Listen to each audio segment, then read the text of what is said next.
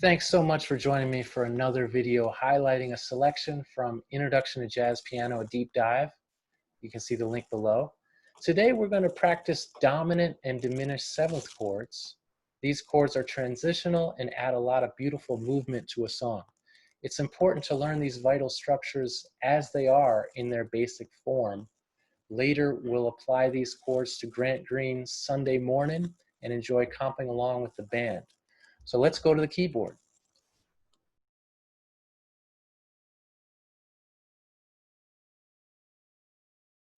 A seventh chord is a four-note structure built by stacking an additional third on top of a triad.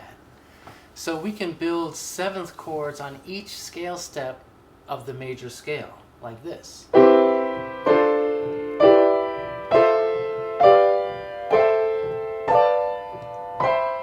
Okay, those are all called seventh chords. The seventh chord built on the fifth scale degree is called a dominant seventh, as it possesses a very strong magnetic pull toward the tonic chord. The seventh of the G7 wants to move to the third of the C tonic triad, and likewise the third of G7, also known as the leading tone of the C major scale, wants to move up to the root of the C tonic triad. There's the root. So a dominant seventh, usually notated by placing a 7 next to a letter, for example G7, consists of four notes: the root, the third, the fifth, and the flat 7. In other words, it's a major triad with a minor third on top. Okay, so we're going to practice resolving dominant seventh chords to tonic triads in major and in minor using different inversions. So if I'm here G7 root position, I move to the second inversion C triad. If I'm here third inversion of G7, then this F wants to go here, wants to go to the E, and this B wants to resolve up to the C. So I'm going to go to first inversion C.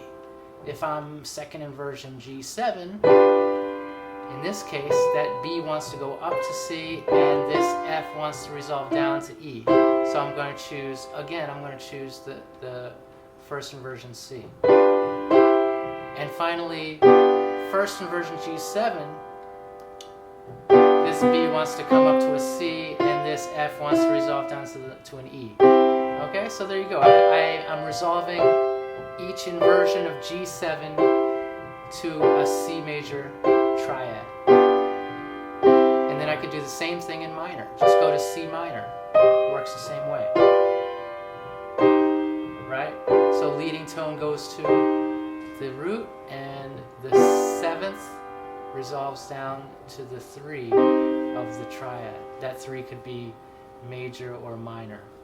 Okay, after you feel comfortable with the key of C, it's important to go to some other keys. We can try the key of B flat. Try all the inversions. And then maybe try just picking random dominant seventh chords and see if you can resolve them. So I might try there. I'm kind of working my way down the keyboard. I don't have a firm chord progression in mind. I'm sort of improvising. Maybe to minor. Working my way up the piano. Maybe skip.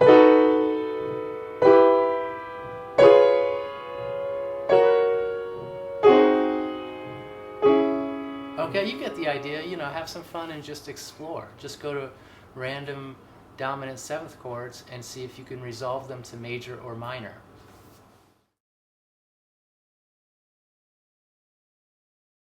A dominant seventh chord that brings you to a chord other than tonic major or minor is called a secondary dominant. By building a dominant seventh chord on other scale degrees, you create secondary dominants that pull you to a major or minor chord a perfect fourth above. So let's say I'm building a dominant seventh chord on the second scale degree of C major, right here on D. So I'm going to say, okay, D7.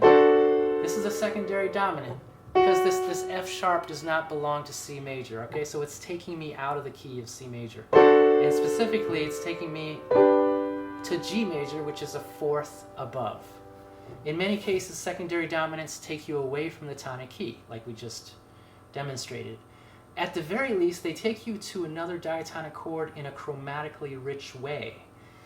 For example, in the key of C, an E7 can take you to A minor. A minor is a triad that is actually in C major, but that E7 is sort of a nice chromatically rich passing chord, secondary dominant chord that takes you to A minor, because that G sharp is not in the key of C, but it gives you some nice chromatic motion and takes you right to A minor. So practice the following progression now.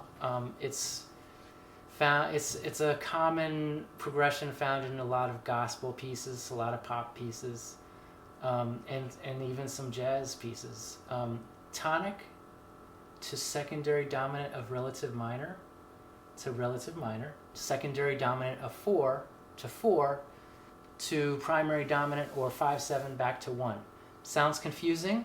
So in Roman numeral notation, it would be 1, 5/7 of 6. So in other words, 5/7 of relative minor, 5/7 of 4, 4, 5/7, 1. In the key of C, that would be C, E7, A minor, C7, F, G7, C. Now, that's very clear, but it's important to work with that Roman numeral notation, at least understand it, because that's going to be the key to transposing to other keys. Okay, so in the key of C, 3/7, that's secondary dominant of relative minor, right? Secondary dominant of 4, and then finally 5/7, 1. And I'm trying to find, you could use different inversions, but you try to find some nice voice leading. You could do it this way.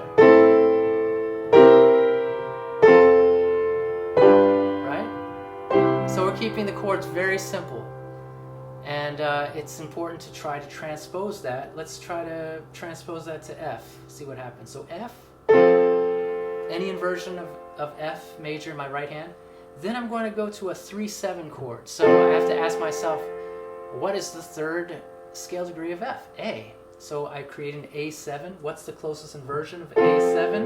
It's right here. That brings me smoothly to D minor, which is relative minor of F. And then I go back to F, but I make it a dominant 7th chord, a secondary dominant of 4, which is B flat. And then finally 5/7 back to 1. So figure 4 on page 13, if you look at that figure, it would be great to transpose that to at least 4 different keys.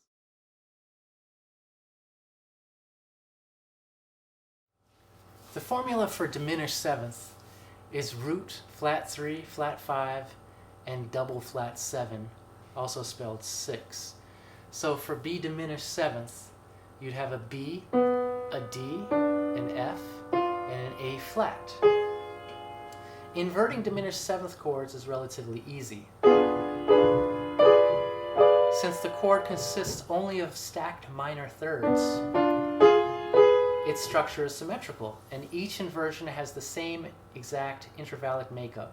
So, therefore, B diminished equals D diminished, which equals F diminished, which equals A flat diminished.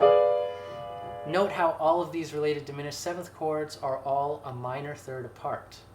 Therefore, if you successfully learn B diminished 7, C diminished 7th, and D flat diminished 7th in all of their inversions, B diminished 7th, C diminished 7th, C sharp diminished 7th. If you learn those 12 chords, you've learned essentially all the diminished 7th chords in all 12 keys. There are only 3 unique diminished 7th chords in the chromatic scale. In upcoming chapters, we'll delve deeper into the diminished 7th chord and the diminished scale. For now, we're going to practice moving in between diminished 7th and major and minor triads.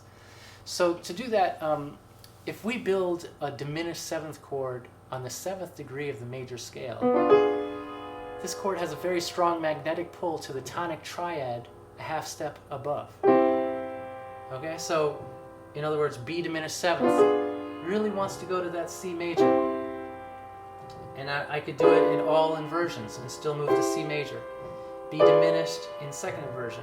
B diminished in third inversion. Here I might use 4 notes when I form my C major triad to improve the voice leading. But it's your choice. You can use either 3 or 4 notes for your tonic triad. So it's important to practice this in several keys. Right?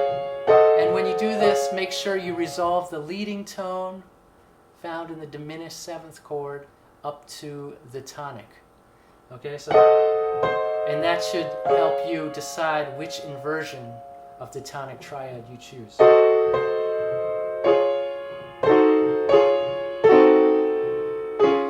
Right? Now, if you transpose this to all 12 keys, you'll quickly see that there are some chords that overlap. For example, B diminished 7th goes to C major, right? Now, an inversion of B diminished 7th is D diminished 7th, and that also goes to C major. However, D diminished 7th also, it's the leading tone to E flat major, and so D diminished 7th goes to E flat major. So that means B diminished 7th, which is also D diminished 7th, the third inversion of D diminished 7th, also goes to E flat major. F diminished 7th, which is an inversion of C diminished 7th, easily goes to C major. It also goes to G flat major. And actually, it also goes to E flat major.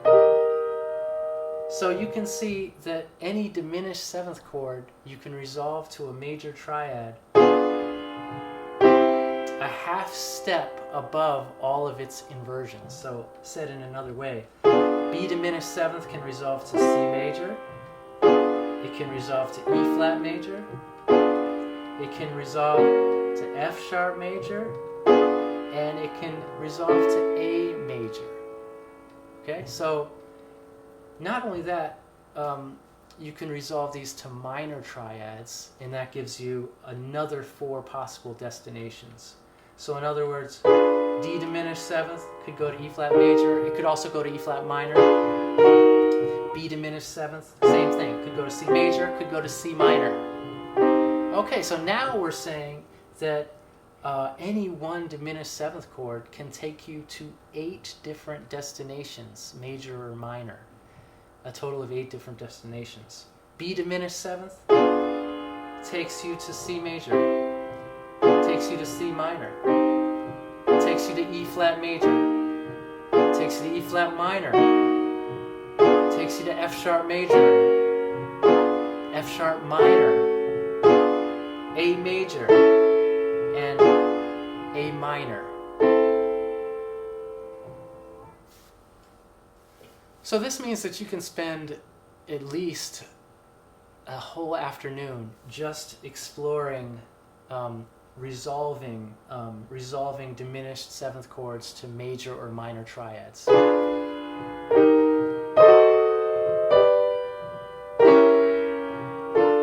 And there's a lot to choose from. Remember, each diminished 7th can go to 8 different destinations.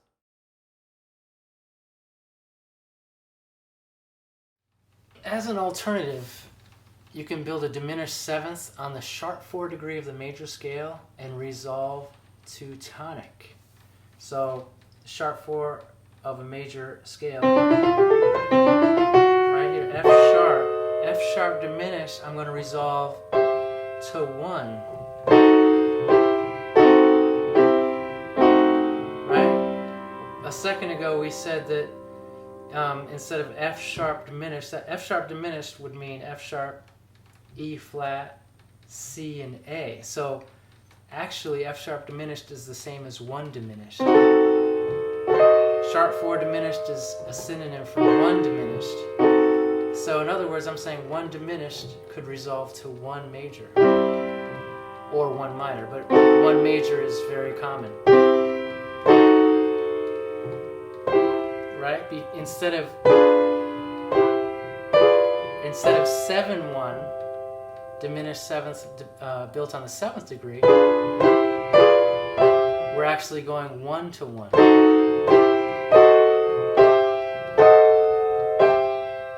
So that's an interesting movement, and it's in a whole lot of blues. A lot of blues has this progression: sharp 4, diminished 1, and rhythm changes once we get into rhythm changes. But here's a little tip to do this. Play any diminished 7th in your right hand. So, okay, C diminished 7th. Pick any chord tone and play it in the left hand. So either C, E flat, G flat, or A. Let me pick A, okay? I'll play A, okay? So I'm implying A diminished 7th with this shape on top. And I'm going to resolve this left hand note up a half step. Now this note is not the root. This is not the root. This is the 5th. Okay, so if this is the 5th, that means we're in the key of E flat. So, okay, E flat. What is the closest E flat major? In this case, I think it sounds better to use 4 notes. Let me double that B flat an octave down. So that A diminished 7th brought me to E flat over B flat. So E flat essentially an E flat chord. Okay, so figure 6, I have, here's a little comparison, figure 6 on page 15. Notice how the same right hand shape can take you to 4 different destinations. This is pretty cool. Of course, this sharp 4 diminished 7th, the F sharp diminished 7th could take you to C over G. Right?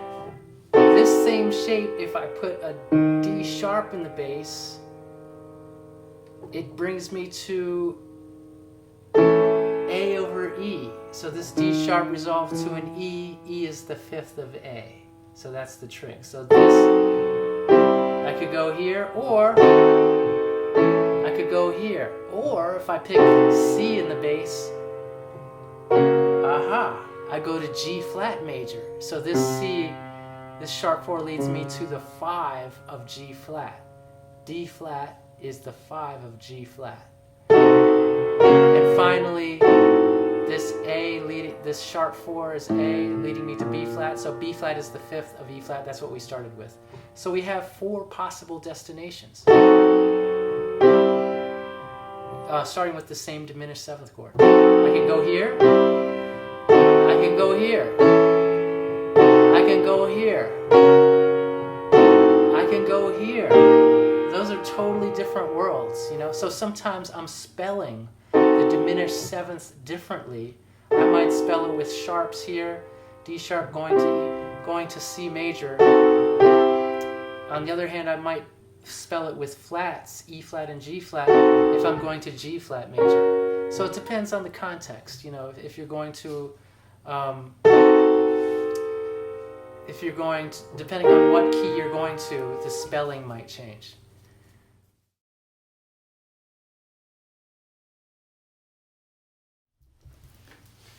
Okay, before starting the next workout, try the following 3 comping rhythms. Okay, feel free to mix and match these rhythms or simply play a dotted half note on beat 1 as you comp using an F major triad in 3/4 time. So we can go this way.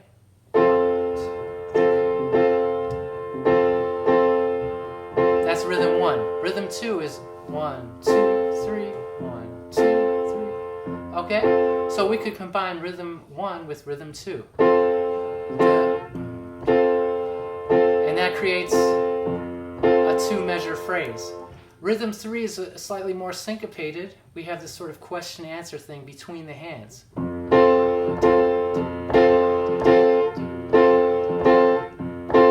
Right? I'm playing 1 and then the end of 1, holding 1 and 2 and 3. And I'm playing 2 dotted quarters in my left hand. 1, 2, 3. 1, 1, 2, and 3. So 1. So my right hand answers, I believe, an eighth note after my left hand plays. So 1 and 2 and 3. So together, 1 and 2 and 3. 2 and 3. 1, 2 and 3. 1 and 2 and 3. Okay? So let's mix rhythm 3 with rhythm 1. 1 and 2 and 3. 2, 3. 1, 2 and 3. 2, 3. 1, 2 and 3. I can hold over that last F chord and just play the left hand. That's better. Hold. So let's do rhythm 2 with rhythm 3. 1, 2, 3. That works. Okay, let's do rhythm 3, rhythm 2, rhythm 1, rhythm 3.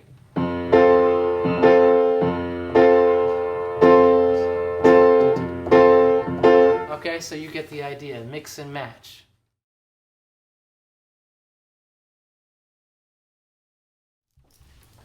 Okay, so we've gotten to the point where we have enough skills where we can groove along with Grant Green playing Sunday Morning, and you can have fun as you play through his gospel-inspired composition.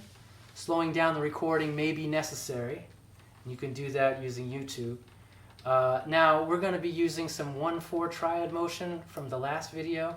We're going to be using secondary dominant chords from this video, and also diminished 7th chords built on the sharp 4 that lead back to 1 from this video. So before playing with the track, listen real carefully. Listen to the way Kenny Drew comps on this track. You don't have to copy him exactly, but it's a good idea to get that feel, just to listen to it and get an idea of what that feel is. Okay, so employ rhythms from above. You can use the 3 comping rhythms from the last section. As you play along, I'm going to give you one possible solution. If the second half of the tune is too difficult, you can simplify the rhythms if you're looking on page 16 and 17. For the first chorus for this demo, I'm going to do probably 2 choruses. I'm going to keep the comping rhythm simple, and then maybe I'll get a little fancier for the second chorus. Okay. Here we go. We're going to play along now. One little word of warning. There's no count off. The bass starts on beat 1. We're going to just react. We don't have to play beat 1 with the bass, but we're going to come right in with the rhythm. Right after we hear where the rhythm is, we're going to be able to adapt.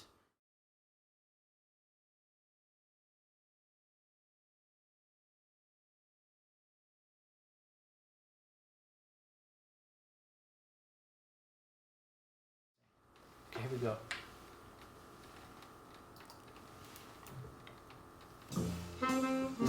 I'm in. Okay, I'm just sticking to the written music for now.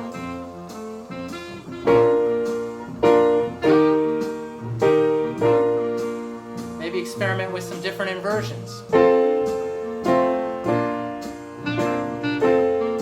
Okay, I'm going to keep the rhythm simple.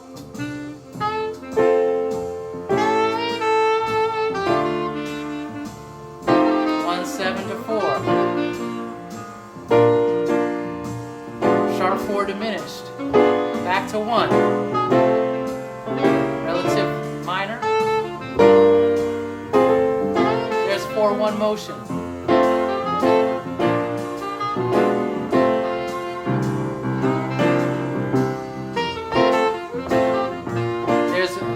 Rhythm 3. A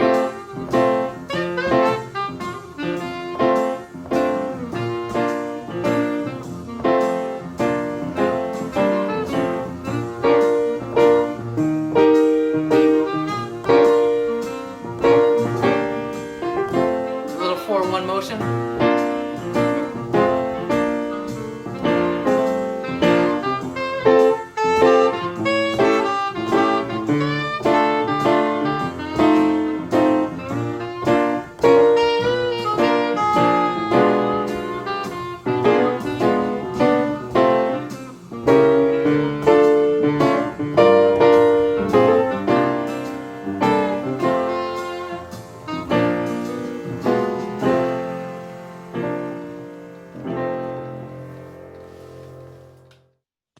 that you've completed chapter 1A and 1B, you're ready to explore some more music.